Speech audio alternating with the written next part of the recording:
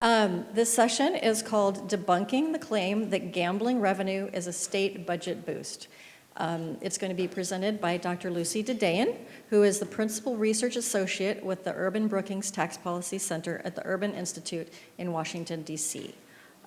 Lucy is a leading expert on state and local fiscal policy, and she directs the State Tax and Economic Review Project and is the principal author of the landmark report, State Revenues from Gambling, Short-Term Relief, Long-Term Disappointment, shaping national understanding of gambling's true impact on public finances. And Dr. Dadayan is considered by many to be the leading expert on government revenues from commercialized gambling. So please welcome Dr. Lucy Dadayan. Thank you.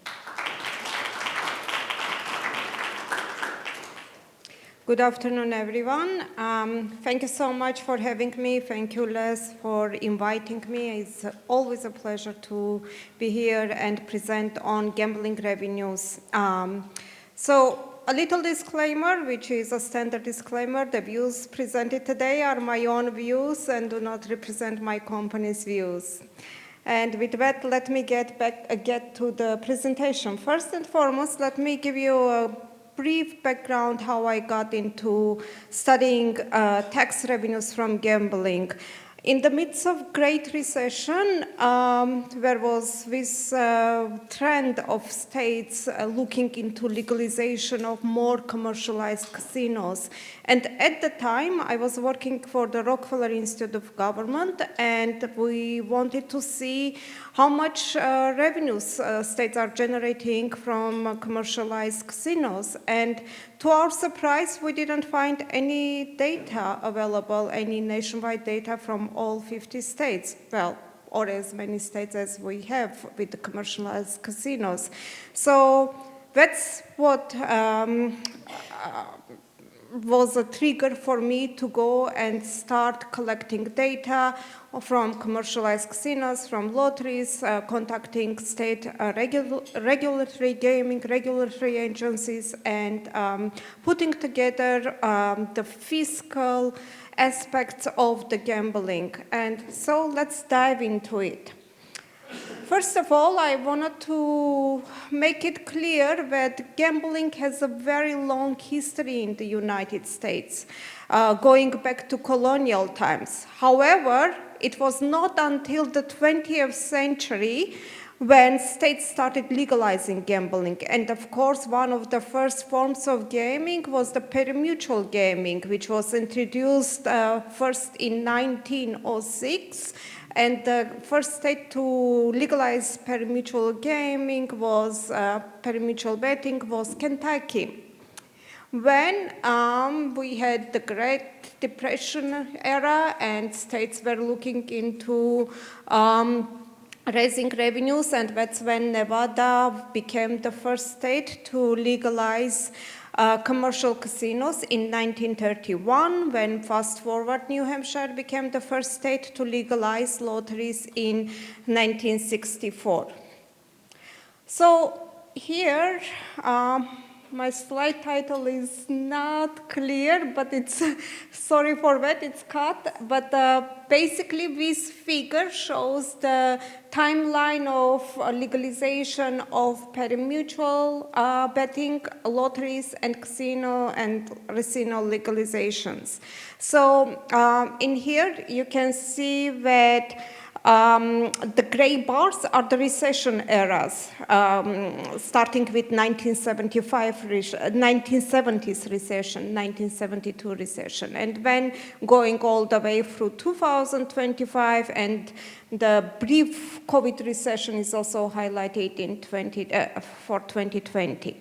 Now, the blue dots are the pari-mutuel betting states, number of states that have been entering into the market. And based on the legalization dates. So you can see that around mid-30s, 1935 or so, we had around 25 states that had legalized pari-mutuel betting. As I said, it was in response to the Great Depression and the fiscal conditions at the time. And fast forward, over 40 states have legalized pari-mutuel betting.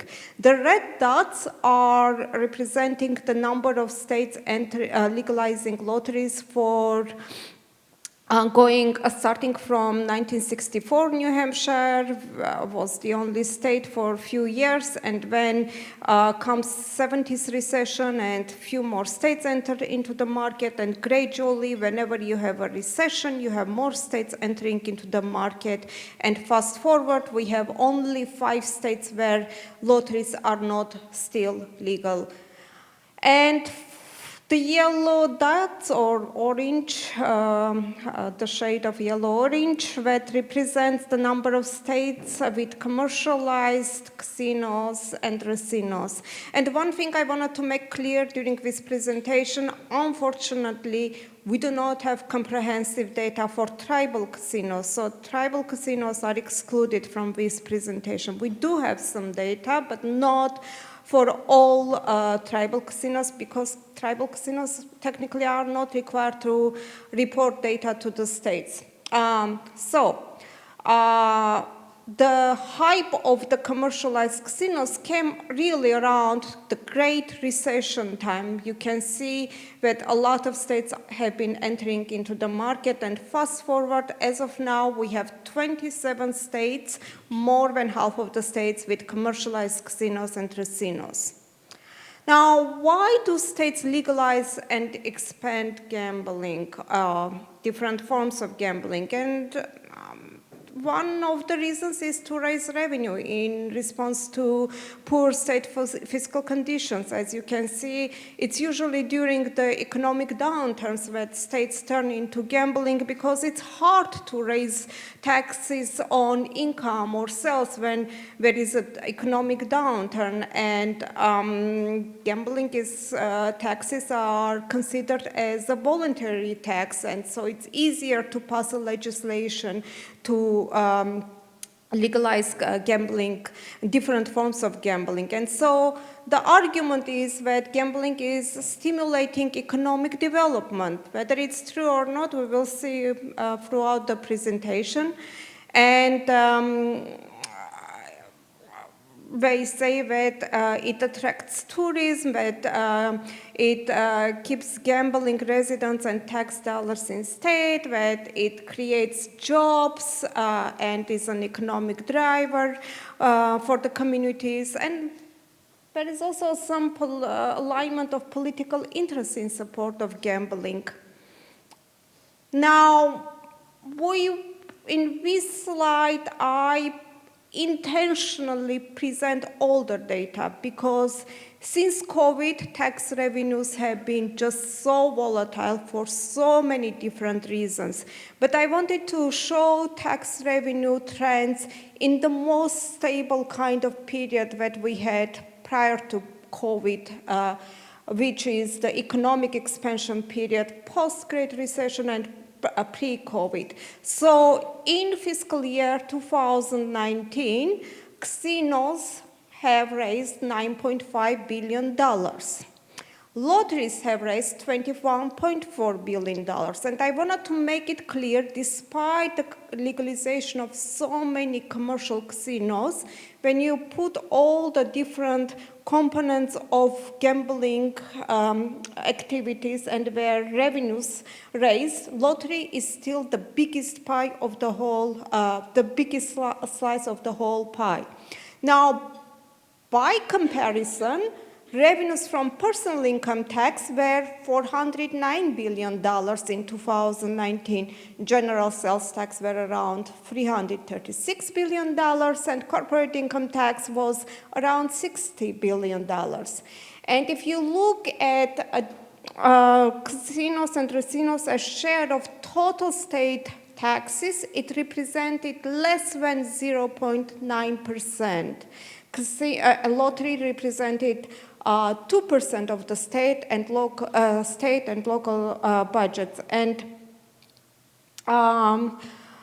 personal income taxes, by comparison, was around 38%, general sales tax was around 31%, and corporate income tax was 5.5%. So we are talking about, on average, less than 5% of the total state budgets that are being raised from different forms of gambling. And when you go fast forward and look at the state annual growth in fiscal year 2022 compared to 2019, you see that revenues from casinos and racinos increased by 16.2%. You would think that's a big number. Yes, it is big, but don't forget that people were in lockdowns and they were deprived of going out and doing things. So 2022 was really the fiscal boom for the states. And that's why when you look at the state income tax, personal income tax revenues, they increased by more than 35% in comparison to 16% for commercial casinos. General sales tax increased by nearly 28%, corporate income tax increased by 12.8%, and total tax revenues have increased by 30%. So if you look at the growth rates, even though it has increased double digit, it was still nearly half of the growth rate from all other major sources of taxes. Here we look at the lottery timeline. I know I showed it in the other slide, but in here I wanted you to pay attention to the colors and the states, which states entered into the market in which year. So on the left side, you have the early adopter states, which are mostly in blue. You can see the blue colors are for the northeastern states, New Hampshire being the first one, followed by New York, New Jersey, Connecticut, etc. And on the far end, we see the mostly red states, red meaning southern states, not by political affiliation. And you can see that Mississippi was the last state to enter into the lottery market. Now, let's take a look to see, again, really apologize for the slide title being cut off, but I hope you can read the title. It says States Vary in Lottery Contributions to the State Funds, and you can see the states listed along with the lottery start dates and percent of the lottery funds transferred to the state and local governments. You can see that, and on average, states transfer about 1/3 of the revenues, between 25 to 30%, and the outliers are Wyoming and South Dakota, transferring way more than most other states, and Arkansas and Massachusetts are in the bottom, transferring less than 20%. And most of the money transferred to the state budgets is usually earmarked for education. Of course, there is much variation between the states, but most states do earmark for education. $818 billion. This is how much states raised in revenues in inflation-adjusted terms from lottery. In nominal terms, it was only $551 billion, and that is for the entire 60-year period, from 1964, since New Hampshire started lottery operations, up until 2023. I do have data for 2024, 2025. Unfortunately, I'm still missing 2 states, and I didn't want to put it in here and to abstract the numbers without having data for the last remaining 2 states. But this is how much money states have raised in 60 years in inflation-adjusted terms. And to give you an idea, states raise more than $1 trillion in a single year from all different kinds of taxes. So less than 1 trillion in 60 years and 1 trillion in single year for all taxes. Now, let's take a look at the timeline of revenues from lotteries. So the following figure shows inflation-adjusted revenues from lottery going to state and local governments. The numbers on the bars is indicating how many states in each year was in the market. So, for example, 1971, you have only 2 states in the market, and fast forward to 2023, you have 45 states in the market. And you can see that each time there is a growth in revenues in real terms, it's mostly because there are new states coming into the market. And what's incredible is that revenues really didn't increase that much in the last 20 years. And here we present inflation-adjusted revenues since inception in each state, by state. So obviously New York being a big state and having legalized revenues much earlier and than most other states has raised the most amount of revenues, followed by California, Florida, and Pennsylvania. But on average, you see that most of the states, or at least half of the states, have raised less than $10 billion in their own history of lottery operations. Now, the following figure shows year-over-year growth in inflation-adjusted state tax revenues for the nation on average. The states that are marked for different time periods is the time when the states entered into the market. Again, you see that every time there is a spike in the revenues, there is a growth, it's because new states have entered into the market. For example, mid-1990s, Georgia and Nebraska enter into the market, and there is a huge growth when there is decline, and the story continues. And when you go to fast forward 2019, Mississippi enters into the market, there is a growth. When COVID, of course, there is a decline, and that's true for every other tax source. But there is also a steep increase. That's because it's in comparison to the lower base. So, but fast forward, we see this.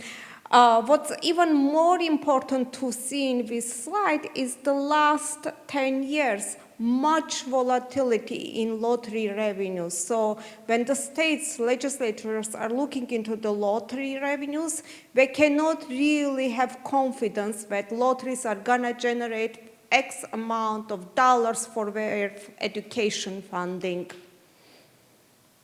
Now, some policy considerations to keep in mind for lottery operations is that even though there are only 5 states left without lottery operations, a lot of states are looking into online lotteries, and any introduction or expansion of online lottery options may not be lucrative because of lottery consumer base.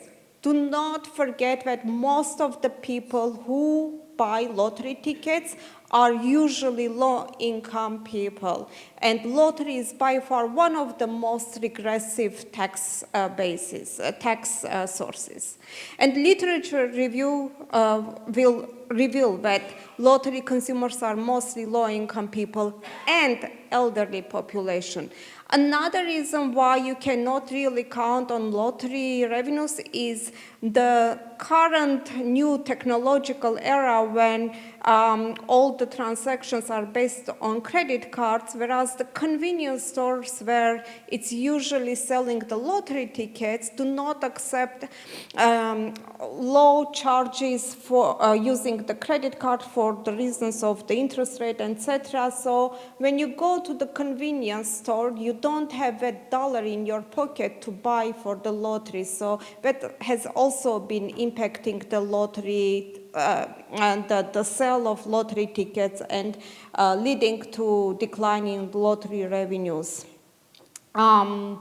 Revenues from lottery, as you have seen, are volatile and do not keep up with spending on education. The growth, year-over-year growth on education spending is much, much higher than the growth in lottery operations, tax revenues from lottery operations. Now, fast forward, let's take a look at the casino and casino timeline. 30s, 31, Nevada was the first state, followed by New Jersey and other states. And you can see that unlike the lottery timeline, northeastern states are actually the late adopter states, and mostly midwestern and southern states are the early adopter states. And fast forward, in response to COVID and other economic conditions, we have 2 more states entering into the market, those states being Nebraska and Virginia. $276 billion. That's the amount of money that states have raised in inflation-adjusted terms in the past 46 years, from 1978 to 2023. I have told you that Nevada was the first state to legalize in 31. Unfortunately, we do not have, Nevada is the only state for which we don't have comprehensive data. Our data starts from 70s. So this is from 78 to 2023, which includes all other states. So again, to put it in perspective, California alone raises more revenue in a single year than all the states in aggregate have raised throughout the whole history of operations of casinos and racinos in inflation-adjusted terms. Now, this figure shows tax revenues from casinos and racinos in inflation-adjusted terms from 1983 to 2023. Again, the numbers on the bars represent the number of states that had casino and racino operations in a given year. Once again, you see that there is some growth in 1990s because number of states increased from 2 to 8. Then comes 2001 recession, more states enter into the market. Then around Great Recession, more states coming into the market. Fast forward, we have 27 states. What's incredible in here is that despite having 27 states in 2023, the revenues in inflation-adjusted terms are almost at the same level as in early 2010s, but we had only 23 states during that time. I'm sorry I don't have a pointer to point, but I hope you can all see. And the following figure shows the inflation-adjusted tax revenues from casinos and racinos by inception through fiscal year 2023. Obviously, Nevada is the one who raised the most amount of revenues, followed by Pennsylvania, Indiana, and you can see that a lot of states raised less than $5 billion throughout their history. But one thing to keep in mind is that the early adopter states have usually much lower tax rate, less than 10% in the case of Nevada, and the late adopter states like Pennsylvania or others have much higher tax rate. So the tax rate also makes a difference in how much revenue they raise for the state. So again, casino expansion doesn't really mean that it is gonna increase the revenues for the states. The following figure shows year-over-year percentage change in inflation-adjusted casino and racino tax revenues. And if you look at the trend line, which is the red dotted line, the trend has been clearly downward and actually fast forward in negative. And so in early 90s, we see this number of states, Iowa, Colorado, Illinois, Mississippi, Rhode Island entering into the market and driving the growth in tax revenues. And if you look at the national numbers without looking at what's happening across the states, you will say, oh, we are raising more than 30% in revenues from casinos and casinos. But once there is no new state entering into the market, we see decline. And overall, we see this weakness, if not declines, in inflation-adjusted terms for casino and casino tax revenues. Now, this figure shows cumulative percentage change in inflation-adjusted tax revenues from casinos and casinos. The red line is for the nation as a whole, for all casinos and casinos in the nation. And the blue line is only for early adopter states. So out of 27 states, it's missing only 5 states that had opened casinos and casinos only in the last 5 years. And those states are Arkansas, Massachusetts, Nebraska, Ohio, and Virginia. So when you look that way, you see that throughout the last 10 years in the early adopter states, the revenues have been actually declining, whereas for the nation as a whole, it's been increasing. And of course, the COVID time, we see steep decline, but again, when you look at last year, and I, again, don't have 2024 and 25 data in here, but the trend is largely downward.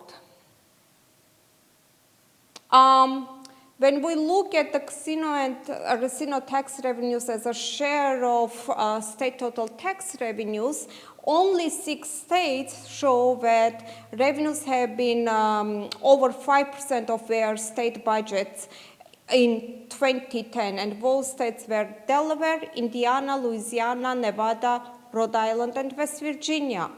And what you see in here is the share is declining over time. From 2010 to 2022, in most states, casino and casino tax revenues as a share of total budgets has been on decline. And fast forward, in only 2 states, Nevada and Rhode Island, the revenues are more than 5% of their state budgets.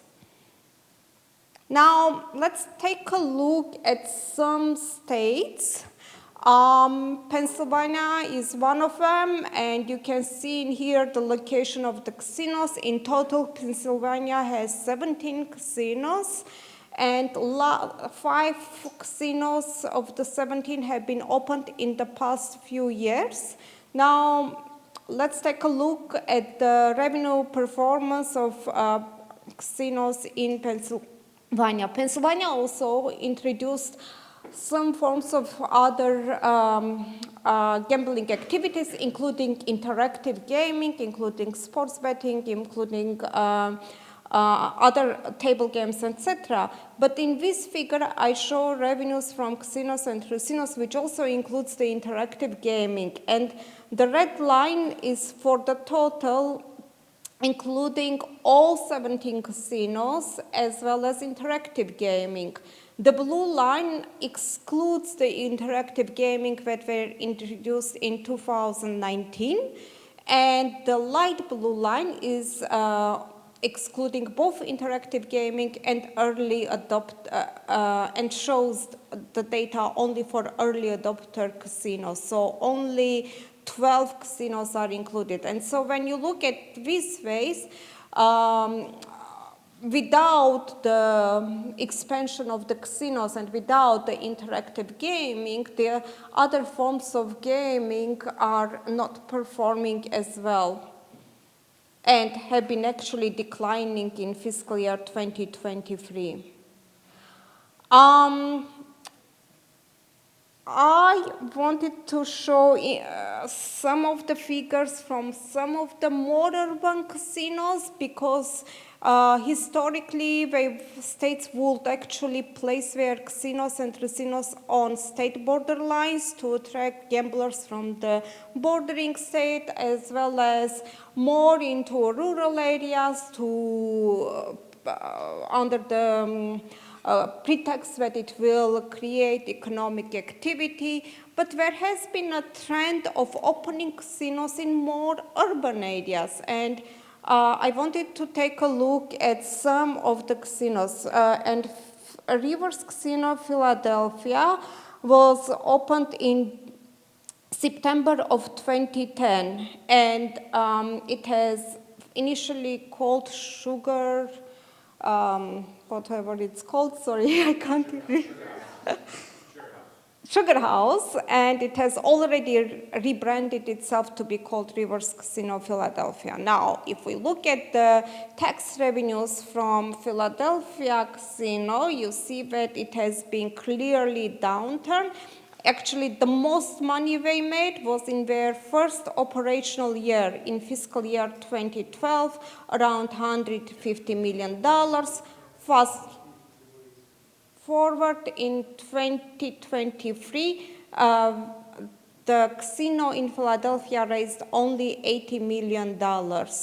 So about nearly half of what they have raised 10 years ago. Now let's go to Boston, Encore Boston Harbor at Wynn Resort, which opened its doors in June 2019. This figure shows the nominal revenues from Boston Harbor Casino. You can see that it's just around between $14 to $16 million at most, $17-18 million, but not really this significant growth that you would imagine. And this is in nominal terms. If you adjust the numbers into inflation, then you will see actually downward trend.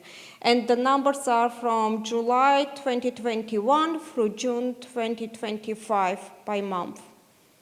And if you look at the annual growth rates for the Boston Harbor Casino, in nominal terms, adjusting for 3 months moving averages, you see the clear downward trend in the red line and with occasional up and down by month. Now, the next, we want to look at Chicago, and which opened its first land-based casino in September 2023. I do not have detailed information for this casino, but I know that in the first 4 months of the opening of casinos, the revenues were already underperforming and coming 10 million short of what they had projected to raise in the first 4 months. And I want to make it clear that most of the time, the revenue forecasts for any type of gambling activity is overestimation. And to be frank, Illinois officials should have been looking at the long-term trends in revenues from different forms of casinos, land-based or not. And if you look at the revenue trends in nominal terms, you can see that it has been largely downward. It has been performing very well in around Great Recession era, but it's also because it didn't have much competition around its neighboring states. And fast forward, the revenues have been on decline. So honestly, in such a market, and again, these are in nominal terms, put this in inflation-adjusted terms, and the picture is going to be even far worse. And opening new casinos are not going to really solve your budgetary problems. Fast forward, going to New York, the following map shows the location of casinos, racinos, and tribal casinos. And again, the state has been looking into expansion of the casinos, unfortunately this time in Manhattan or other boroughs of New York. And if you look at the inflation-adjusted terms revenue growth for New York, there has been sharp decline. This figure shows the revenue growth in fiscal year 2025 compared to pre-COVID 2019. For casinos and racinos in aggregate, the revenues declined by nearly 10%. Racinos have shown 7.2% decline and casinos 21.3% decline. Now, New York already has one casino, which is located, New York City, sorry. New York City already has one casino, which is located in Queens, just very close by to JFK Airport. So if your idea is to attract more tourists, you should be seeing growth in revenues from New York City casinos, but the Results World Casino shows nearly 25% decline between fiscal year 2019 to 2025. And now the city is actually expanding the Results World Casino, and there is still ongoing discussion of opening new casinos in parts of Manhattan. So this is the Results World New York City Casino, and the figure shows the nominal tax revenues, even though the red line shows a little bit growth, but when we look at the year-over-year trends, you see the significant decline since early 2023 through June 2025, and these are in nominal terms, percent change in nominal terms. So let's take a look at what casino influence means for the states. And casino, of course, offers entertainment, dining, and shopping options that can clearly compete with nearby businesses, whether it's nearby restaurants, nearby retail shops, or entertainment venues. And when New York was looking into opening a casino next to Broadway theaters, of course, the Broadway theater was concerned that it will create not a competition, but have a negative impact on Broadway, as well as it's important to remember that every time you open casinos, it can lead to increased traffic and parking congestion in the area, which could deter customers from visiting nearby businesses. And there is also some evidence that bankruptcy rates increase when there is a casino in the area.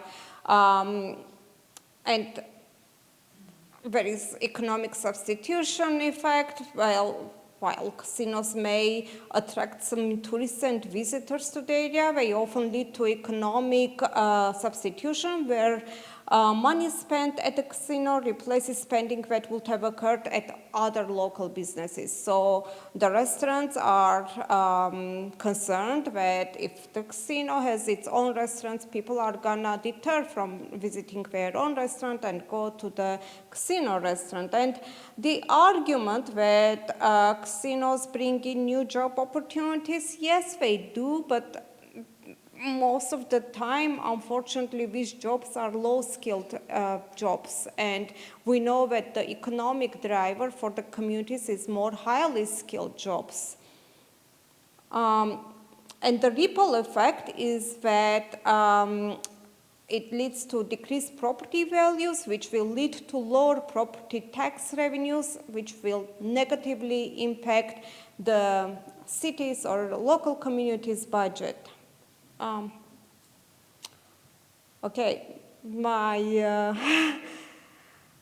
slide was not in the best form in here, I'm sorry. There is also, of course, some perception and stigma. Some residents might perceive that casinos in their neighborhood is not a good thing, and they are, for good reasons, concerned that it will increase crime. And we have looked at the crime rates are going up. Not necessarily the violent crime rates, but other types of crime rates go up in the communities where casinos are located, and it also brings in more addiction and more social issues. Unfortunately, there is no good data on the social costs associated with the gambling activities, whether it's lottery or casinos and casinos.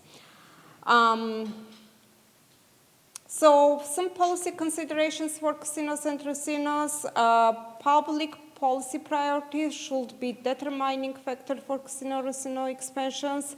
Tax rates or revenues generated, potential revenues generated from casinos and casinos should not be determining factor for success. States should account all negative externalities when they are looking into legalizing different forms of gambling activities or expanding their existing gambling activities. And revenues generated from casinos and casinos should not be earmarked for education or any vital government services except for problem gaming. My recommendation is always put it in rainy day funds. Do not count on gambling revenues to fund your education. And the latest gambling fever is, of course, the sports betting. And last time I was presenting here in 2023, we had only 33 states that had, and Washington, D.C., that were offering some forms of legal sports betting. Today, that number is 38 states, and I'm quite sure that that number is going to increase.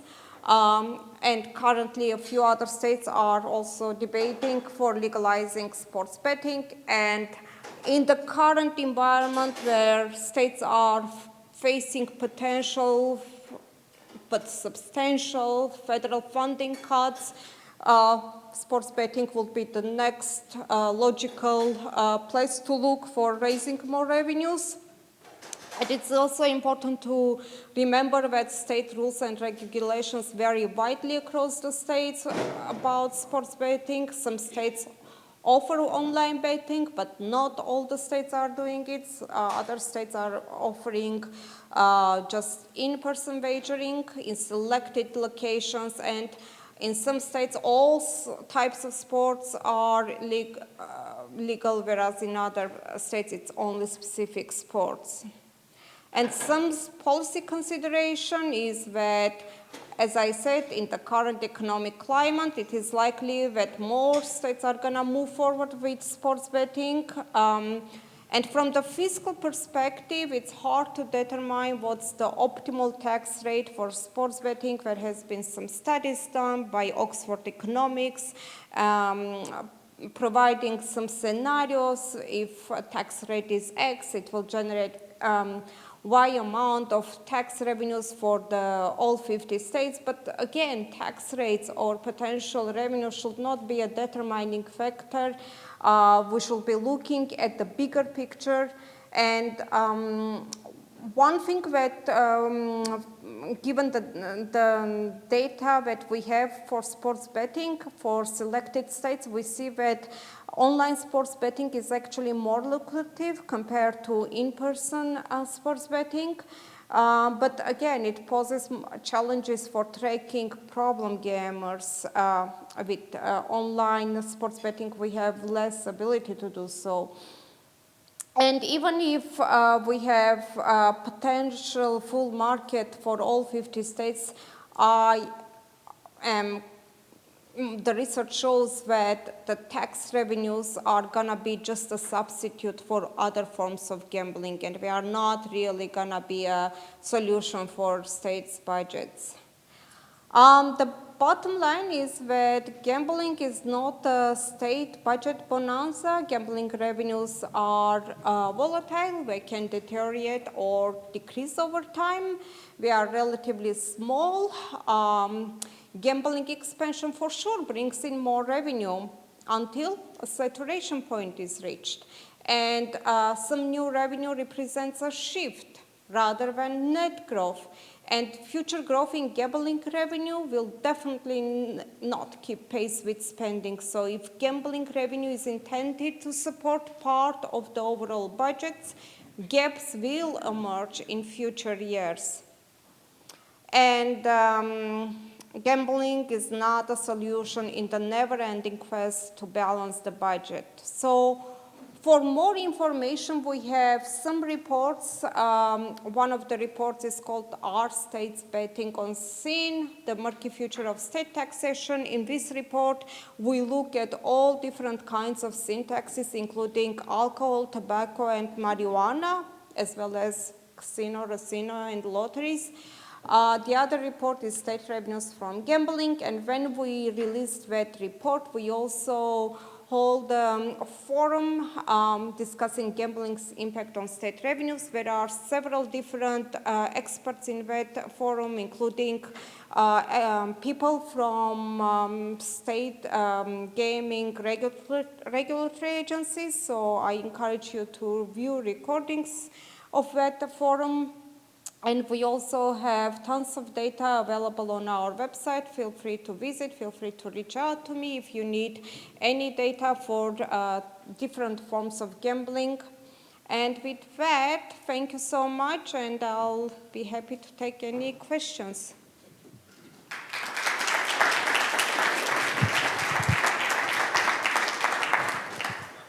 In my eyes, that's one of the most incredible presentations you'll see on this topic, and I think she's really the national expert in this. It was amazing.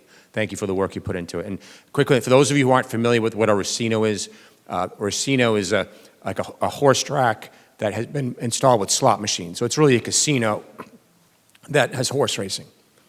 All right, couple questions. Yes, Becky. This may be a dumb question, but on slide 7, you were showing the states and how much money they transferred into their budgets. And like, I think it was Arkansas or one of those, it was only 18%. Was that, why did they not, did that just all go to the gambling people, or why didn't they transfer in more money? That doesn't make sense to me. Oh, that's just for lotteries, and that's the rate they negotiated, the state negotiated. Yeah. I think you're stuck in 17, I think, yeah. 7. Oh, 7, I'm sorry. Yeah, I'm going there, sorry. Sorry. Yeah, it is. Yeah. Where's the rest of it go? Where's the other, 80% go? To the lottery operators. Yeah, it goes to the gambling operators. That's where the money goes. Like that's what this is all about. Exactly, yeah. I'll go to Destin in the back, and I'll come to you, Autumn, 1 second. As well as for the winning, of Yeah, course. that's just kind of an underlying theme to all this. Who are we doing this for? Hi, Lucy. Thank you so much for this wonderful presentation. I have 2 questions. The first is, why are the casinos based on Indian reservations in particular? Why is that data so hard to come by? So the 2 Indian casinos in Connecticut, they generate most of the revenue for the nation, and we have complete data for that. More than 50% comes from those 2 Indian reservation casinos. The rest of it, we have some data, but we are missing a few states. Tribes are not required to report to the states, and that's the reason why we cannot access data. Yeah, okay. My second question, is it fair to assume that the diminishing revenues that come from casinos over time and then the spikes that come with the new casinos, is it fair to assume that the same gamblers are just moving to the newer resorts or the newer casinos, and that's why there's a marginal increase, and then eventually it kind of stabilizes again? Is it because there's not actually any new gamblers, they're just going to newer venues? Not necessarily, partially maybe, but it's mostly because of novelty factor.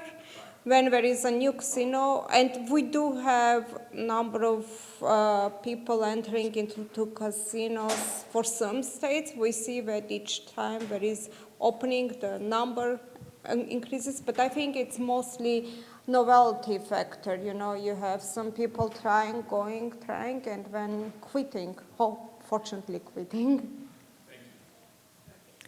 Thank you so much, Lucy. I have two questions as well.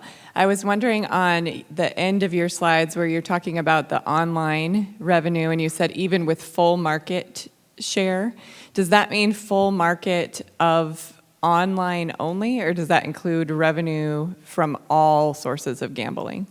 I was referring to sports betting To sports betting only. Yes.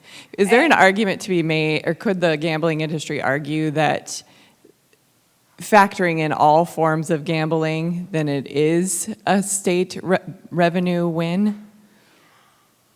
I do have data for all gambling taxes, and it's still a small share of the budgets. Of course, if you are a budget director, you will say that the most important of the state budget is the last 1% of the budgets where you have to find money to fund your education and other services, healthcare, but over time, the problem is that there is a lot of substitution between different gambling forms, gambling activities, and revenues have always been downward, particularly given the starting Great Recession, because before there was the argument that gambling is recession-proof. It was starting with the Great Recession that we saw that gambling is no longer recession-proof. Got it. And then my other question was, I assume your data doesn't also factor in any other costs to the state in terms of gambling, such as social costs or bankruptcies, things like that. So it probably is even more of a budget fall. Yes. Okay. Social costs are really difficult to capture. We looked at the bankruptcy rates and crime rates. That's the only two areas that we could find some comprehensive data. We have the locations of all casinos outside of Nevada.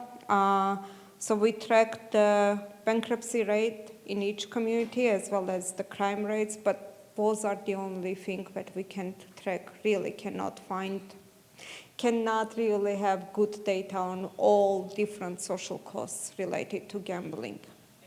Sure. Hi, have you seen data suggesting that there's a correlation between the downturn of revenues in brick and mortar casinos and racinos, lotteries, and the rise of online sports betting? Like, is online sports betting eating some of that profit for the state?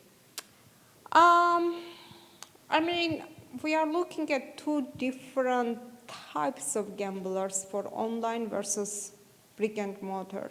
Brick and mortar attracts mostly, particularly for casinos and racinos, mostly elderly people. Now, I remember I was at a conference organized by the industry that was definitely before COVID, and maybe shortly after the 2018 legalization of sports betting. And at that time, the industry was really excited that sports betting is going to attract different generation, different people, clientele, and those being the young people. So it's not really fair correlation to look into, but because it's just two different kinds of people engaging in online versus brick and mortar. The only thing I may add, though, Lucy, is if it's internet casino gambling, like New Jersey, for example, and others, like like we've seen huge impacts for brick and mortar casinos in states that have legalized internet casino gambling. So sports gambling maybe not as much, but internet casinos, it's very clear. So I think we have time for one more question, and I think I'll go to Liz, and then we'll wrap up with that, Lucy. You've just talked a lot about the lying that goes on when the industry wants to bring in gambling. And when we brought in the lottery years ago here in Texas, they told us that the lottery money would go to fund education. Less than 3% of our lottery income goes to fund education in Texas. All right. Lucy, just an amazing amount of work that you did for this. We're just grateful for you for educating us. Thank you. Amazing. Really amazing. All right, so We're not going to take a break right now. We're going to transition to a break in about 1 hour, but we're going to have a quick 2-minute stage transition here. So if I can invite all the panelists